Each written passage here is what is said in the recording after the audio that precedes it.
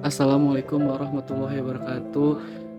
Sebelumnya izin perkenalan diri, nama saya Nasrul Fatihah dengan NIM 230312065. Perkenalkan, nama saya Najia Haji Masada dengan NIM 230312063.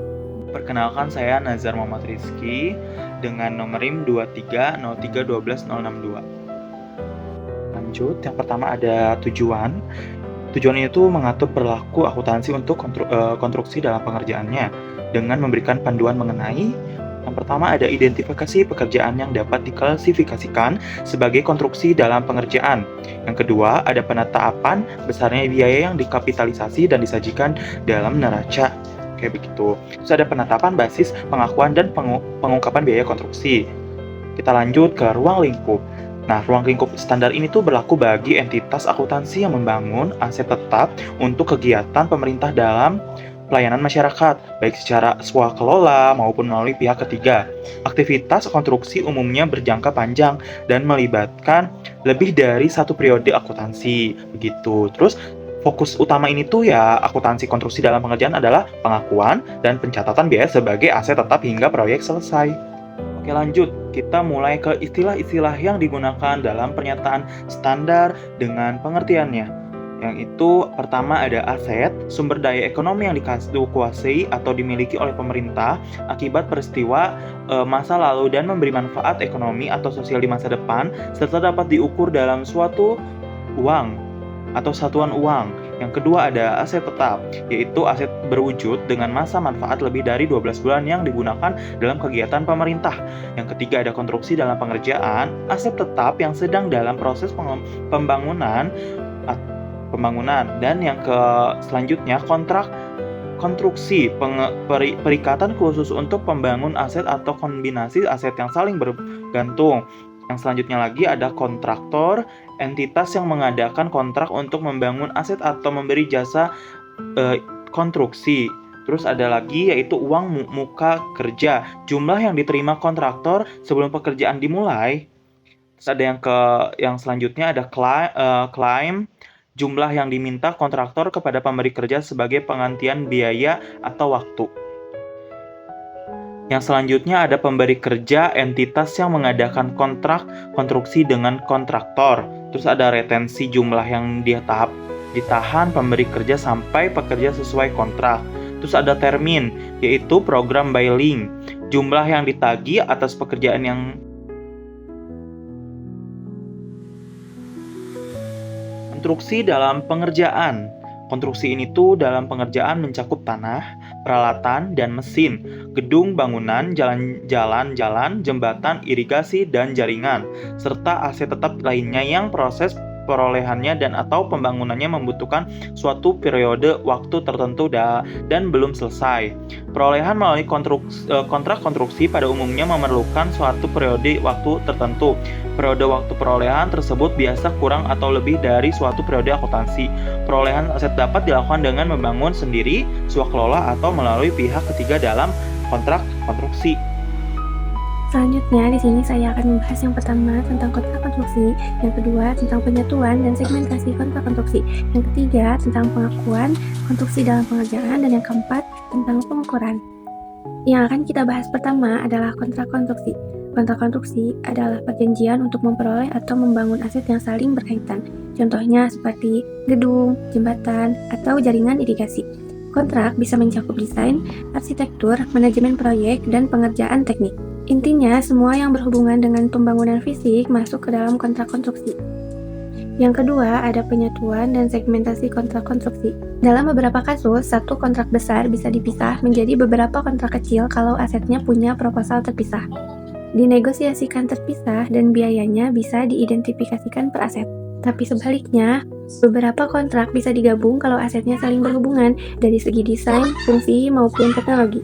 Tujuannya supaya pencatatannya sesuai dengan kondisi yang sebenarnya. Yang ketiga ada pengakuan konstruksi dalam pengerjaan.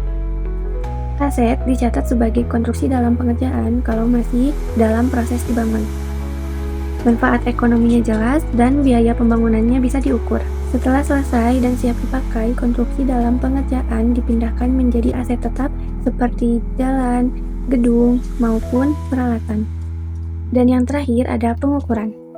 Konstruksi dalam pengerjaan dicatat sebesar biaya perolehan. Biaya ini mencakup dua jenis biaya. Yang pertama ada biaya langsung dan yang kedua ada biaya tidak langsung. Biaya langsung contohnya bahan dan tenaga kerja, sedangkan biaya tidak langsung contohnya yaitu biaya desain dan biaya pengawasan. Termasuk juga biaya pinjaman kalau emang memenuhi syarat untuk dikapitalisasi. Sekian dari kami. Wassalamualaikum warahmatullahi wabarakatuh. Di biaya konstruksi itu terdapat kapitalis biaya pinjaman. Jadi biaya pinjaman itu seperti bunga. Selama masa konstruksi dikapitalisasikan, jadi ditambah ke nilai aset. Nah, jika dapat diidentifikasi dan diukur secara andal, maka batasannya jumlah yang dikapitalisasi tidak boleh melebihi bunga yang dibayar dan harus dibayar dalam periode tersebut. Nah, alokasinya, jika pinjaman untuk beberapa aset, biaya pinjaman dialokasikan dengan metode rata-rata tertimbang. Nah, selanjutnya ada aturan khusus kapitalisasi biaya pinjaman. Nah, yang pertama ada konstruksi terhenti sementara, yang kedua ada dikapitalisasi. Jadi, jika dikapitalisasi itu jika pemberhentian karena campur tangan pemberi kerja atau pihak berwenang. Nah, itu yang dinamakan dikapitalisasi. Nah, yang terakhir ada tidak dikapitalisasi atau disebabkan sebagai biaya jika memperhentikan karena force majeure.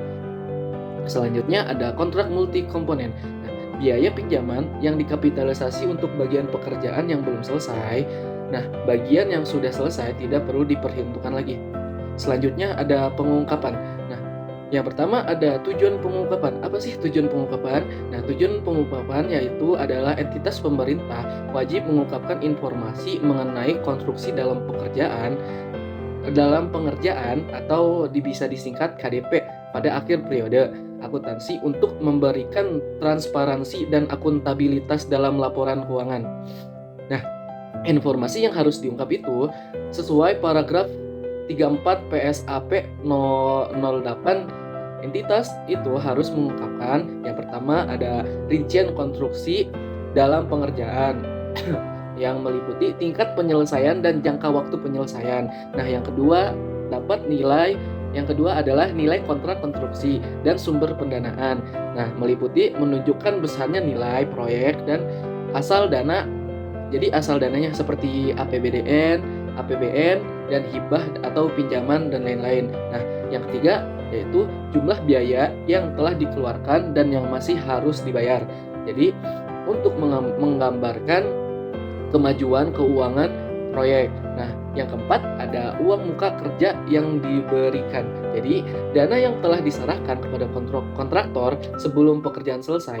Nah, yang terakhir ada retensi. Nah, retensi itu bagian pembayaran yang ditahan oleh pemberi kerja sampai masa pemeliharaan berakhir.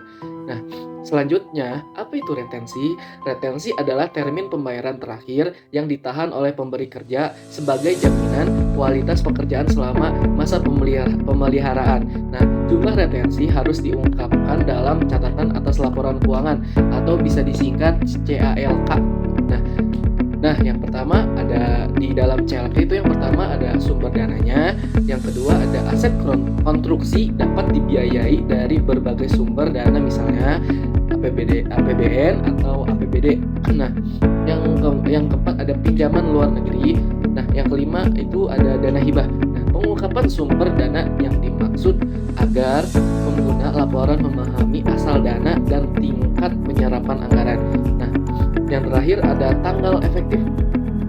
Pada pasal PSAP nomor 808 berlaku efektif mulai tahun anggaran 2010 itu diterapkan untuk laporan keuangan atas pelaksanaan anggaran sejak tahun tersebut.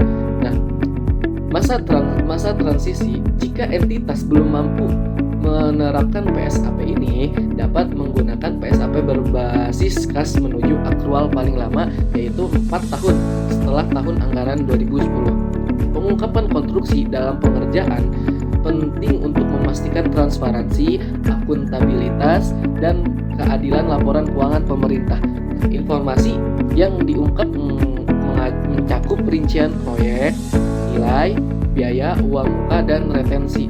Nah, standar ini mulai berlaku efektif tahun 2010 dan mendukung penerapan akuntansi berbasis akrual di pemerintahan. Mungkin cukup sekian dari saya. Wassalamualaikum warahmatullahi wabarakatuh.